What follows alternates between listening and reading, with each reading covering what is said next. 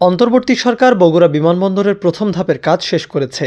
১০ কোটি টাকা বরাদ্দে বগুড়া বিমানবন্দরের চেহারা এখন সম্পূর্ণ বদলে গেছে। যে রানওয়েতে একসময় ঘাস আর ফাটল ধরেছিল, সেখানে এখন শোভা পাচ্ছে ঝকঝকে নতুন কার্পেটিং। বর্তমানে এই রানওয়ের দৈর্ঘ্য ৪৫০০ ফুট। সংস্কার কাজ শেষ হওয়ায় এটি এখন ছোট বা প্রশিক্ষণ বিমান ওঠানামার জন্য শতভাগ প্রস্তুত। দৃশ্যমান এই উন্নয়নই বলে দিচ্ছে বগুড়াবাসীর স্বপ্ন এখন আর মরীচিকা নয়, বাস্তব। এখন অপেক্ষা দ্বিতীয় ধাপের কাজ শুরুর। এই ধাপটা একটু জটিল, কারণ বাণিজ্যিক ফ্লাইট বা ATR 72 এর মতো যাত্রীবাহী বিমান নামাতে হলে রানওয়ের দৈর্ঘ্য হতে হবে কমপক্ষে ৬০০০ ফুট। বর্তমানে আছে ৪৫০০ ফুট, অর্থাৎ আরও ১৫০০ ফুট সম্প্রসারণ করতে হবে।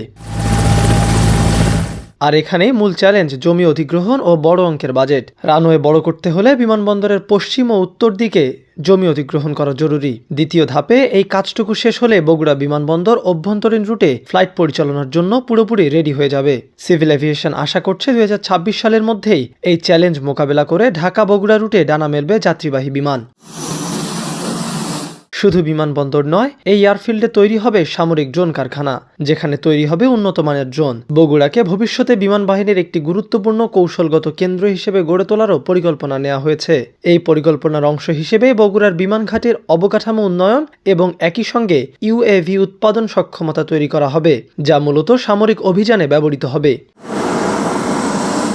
একই সঙ্গে বগুড়া বিমান ঘাটির উন্নয়নের মাধ্যমে উত্তর পশ্চিমাঞ্চলে বিমান বাহিনীর অপারেশনাল সক্ষমতা বাড়বে বলে ধারণা করা হচ্ছে। প্রয়োজনে এটি দ্রুত মোতায়েন, প্রশিক্ষণ এবং জরুরি পরিস্থিতিতে আকাশপথে কার্যক্রম পরিচালনায় গুরুত্বপূর্ণ ভূমিকা রাখবে।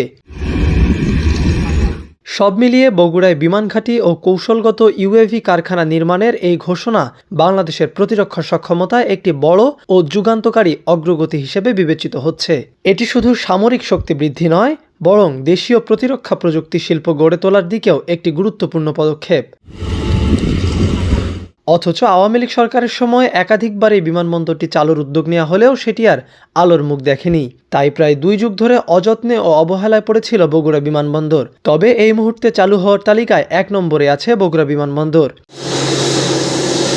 এই বিমানবন্দরটি চালু হলে ঢাকা থেকে বগুড়ায় যেতে সময় লাগবে মাত্র ১৫ থেকে ২০ মিনিট। সেক্ষেত্রে দেশের এয়ারলাইন্সগুলো ছোট বিমান কেনার প্রস্তুতিও নিচ্ছে। চালু করা হলে এটি হবে দেশের ৯ম অভ্যন্তরীণ বিমানবন্দর।